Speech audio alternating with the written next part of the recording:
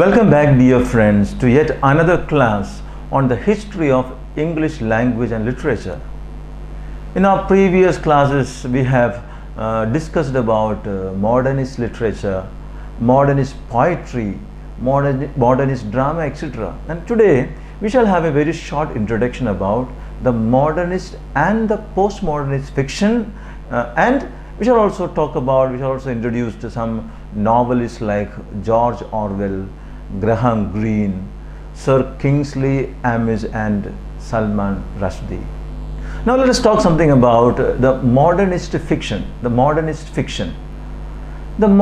fiction consists of stories that are set in the modernist settings. Stories that are set in the modern settings. Now what is this modern settings? We are talking about modernism. In the modern settings, there is the industrialization, there is globalization, there is the new technology and the new media, the internet, and the horrifying events of the two world wars. So modernist fiction is set in the modern settings. One important characteristic of the modernist or the modern culture is the technological advancements. Now the dramatists and the literary figures, they broke away from the established patterns and the established conventions and introduced new technical innovations. Now the writers of modernist fiction, they reacted against realism in fiction. We are talking about realism in fiction. Realism is presenting the fact as it is. The modernist fictional writers are reacting against realism. This will be reflected in all the fictions that are written during this period. The literary movement of the modern times is driven by a conscious desire to overrun the traditional modes of representation and to express the new sensibilities of the times. And we see new forms or realms of reality being presented with the advancement in psychoanalysis. The reality is presented from the perspective of the subconscious, the perspective of the irrational, and the individualistic perspective. That is a little bit of introduction about the modern fiction. Now something about postmodern fiction. The postmodernist novelists are those writers who emerged after 1945. The trends of the modernist writers are extended by the postmodernist writers. So postmodernism comes after modernism. The trends of modernist writers are extended by these writers. The antinovel is one manifestation of the postmodernism. What is antinovel? Antinovel is a novel that deliberately avoids the typical conventions of the novel, deliberately avoids. An antinovel is any experimental work of fiction that avoids the familiar conventions of the novel, and instead the antinovel will establish its own conventions. The antinovel usually fragments and distorts the experience of its characters. Fragments and distorts. It will present events outside the chronological order and attempting to disrupt the idea of characters with united and stable personalities. Characters are not people with united and stable personalities. Some principal features of anti-novels include lack of obvious plot. There is no particular plot. Minimal development of characters. Variations in the sequence. Experiments with vocabulary and syntax. And alternative endings and beginnings. There is no one ending, one beginning. Alternative endings and beginnings. There is no sustained plot. The time frame as well as the beginnings and endings are erratic, without any order, without any regular pattern. It is all irregular and purposely fragmented. Now there is a general sense of purposelessness felt by the author as well as the characters. Sense of purposelessness. Now this makes them unable to understand the purpose of existence. Thus the postmodern novels are taking paths not travelled by in fiction so far. Some of the postmodernist novelists we need to remember are Günter Grass, James Kafka, and some existential philosophers like Jean-Paul Sartre, Albert Camus, and some important writers who emerged after 1945 are George Orwell, Graham Greene, Samuel Beckett, Henry Greene, Kingsley Amis, William Golding, Salman Rushdie, etc. So in our lecture, we shall take up a short discussion of four important authors of this particular time. Four important authors. One is George Orwell, who lived from 1903 to 1950.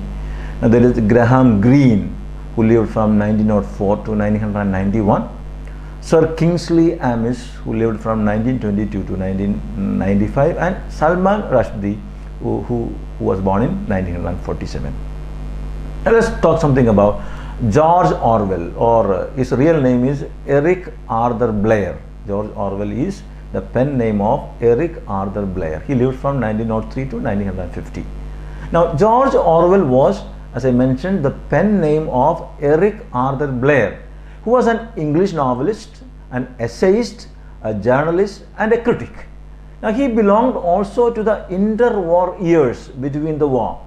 The works of Orwell during the interwar years were Burmese Days, that came out in 1934, and The Road to Wigan Pier, that came in 1937. And these were not received with much acclaim and appreciation. They were not very much welcomed, the above mentioned plays.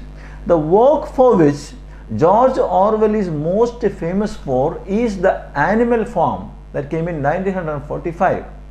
The Animal Farm tells the story of a group of farm animals who rebel against their human farmer, hoping to create a society where the animals can be equal, the animals can be free and happy. Ultimately, however, the rebellion is betrayed and the farm ends up in a state as bad as it was before, under the dictatorship of a pig named Napoleon. So Animal Farm is a quite famous novel, and it was a political allegory on socialism. So Animal Farm was a political allegory on socialism. It was a satirical tale against Stalin of the Soviet Union. The fable reflects the events leading to the Russian Revolution of 1917 and to the Stalinist era of the Soviet Union. It is also a satire on totalitarianism. Totalitarianism, which is a threat to the whole world. Totalitarianism is a system of government that is centralized and that is dictatorial and requires complete subservience to the state. Totalitarianism is a form of government that asserts total control over citizens. Now, total control is brought about using force, using repression, using violence. And George Orwell was a democratic socialist who was against totalitarianism. Another fiction by George Orwell was 1984, which came out in 1949. Now, 1984, it is a dystopian social service fiction. Dystopian. Now, dystopia is a community or society that is undesirable. Dystopia, undesirable. Dystopias are characterized by dehumanization, tyrannical governments, etc. So dystopian societies appear in many fictional works only, and 1984 is a famous example of dystopian fiction. The fiction gives the picture of how the totalitarian government breaks, or the government tames the individual into meek subjection by torture. So my dear students, that is something about George Orwell and his most famous works, The Animal Farm and 1984. Now let's talk something about Graham Greene. Graham Greene, who lived from 1904 to 1991.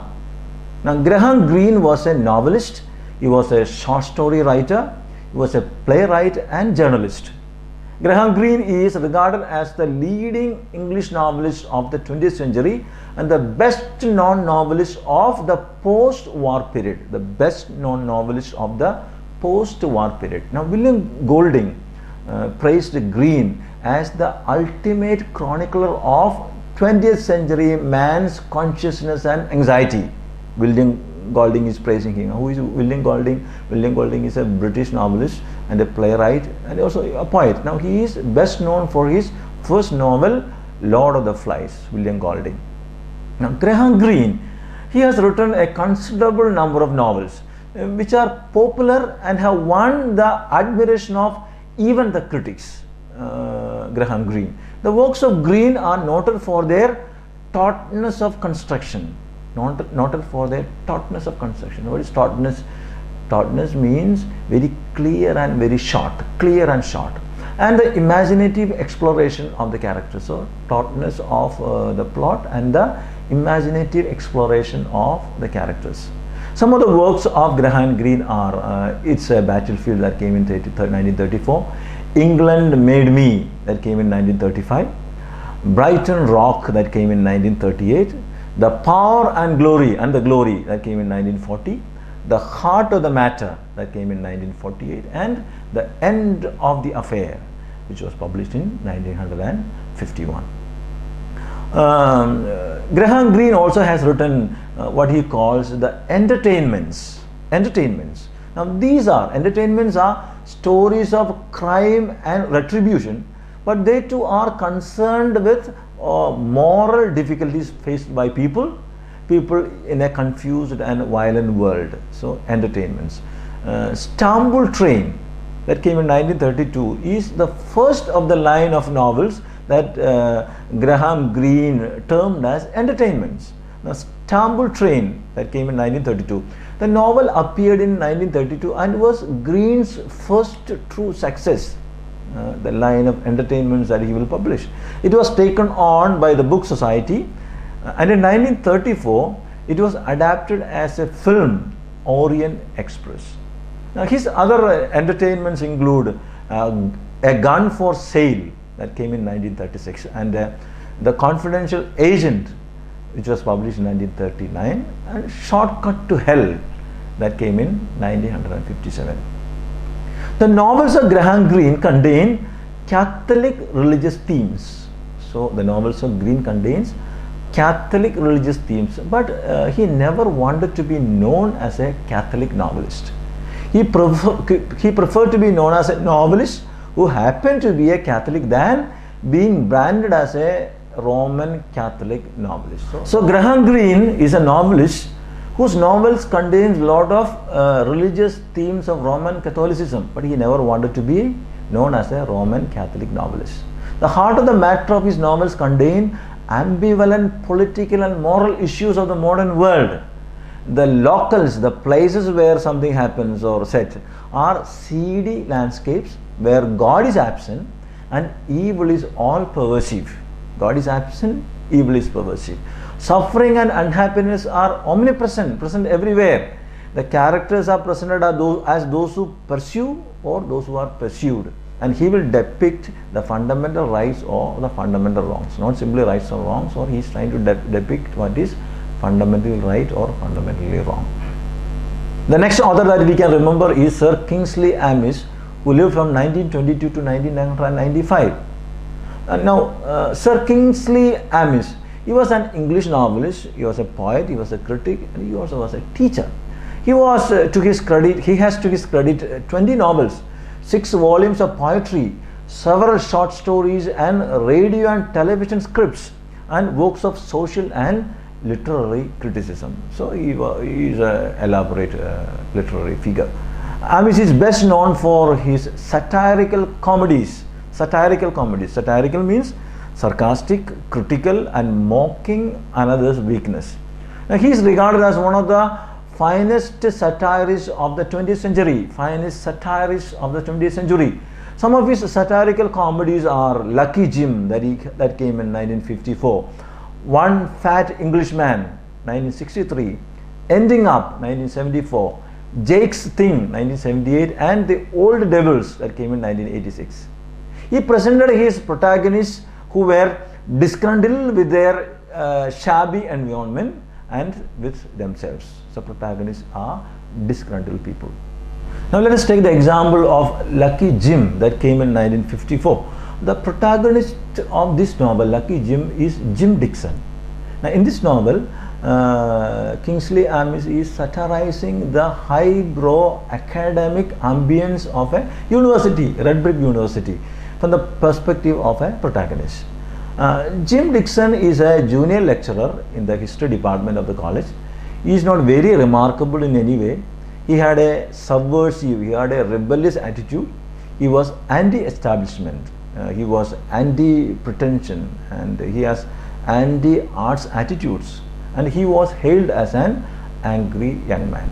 So this is a satire on the highbrow academic ambience. The other novels by Kingsley Amis are the Uncertain Feeling, that came in 1955. It is a satire on life and culture of the Welsh seaside town. Then I Like It Here, that came in 1958. Now the here, this title means is England, and the novel is about going away from here, going away from England to abroad. The novel uses material from his own life, his trip to Portugal, etc. The above two novels of Kingsley Amis, they were based on contemporary British life. The third novel of Kingsley Amis that we can remember is The Anti-Death League. The Anti-Death League, that came in 1966. It is set in England. It follows the lives of characters working in and around a fictional British army camp where the secret weapon is being tested. Another novel is Take a Girl Like You. Take a Girl Like You, that came in 1968. It is a comic novel. I Want It Now, that came in 1960, another one. Girl 20, that came in 1970. Now these are novels set in London of the swinging 60s. The swinging 60s was a youth-driven cultural revolution that took place in the United Kingdom during the mid to late 1960s. They were emphasizing modernity and the fun-loving hedonism, with swinging London as its center. Now let's talk something about Salman Rushdie. Salman Rushdie is a British Indian novelist and an essayist. We are familiar with this particular author. Ahmad Salman Rushdie, that is his name. He was born on 19th June 1947 in Bombay, the then British India, into a Kashmiri Muslim family. Salman Rushdie's debut novel, or the first novel, Grimus, that came in 1975, is a part science fiction tale, and it was not very popular. His next novel, Midnight's Children, that came in 1981, that made him famous overnight. The work won the 1981 Booker Prize. Midnight's Children follows the life of a child born at the stroke of midnight as India gained its independence.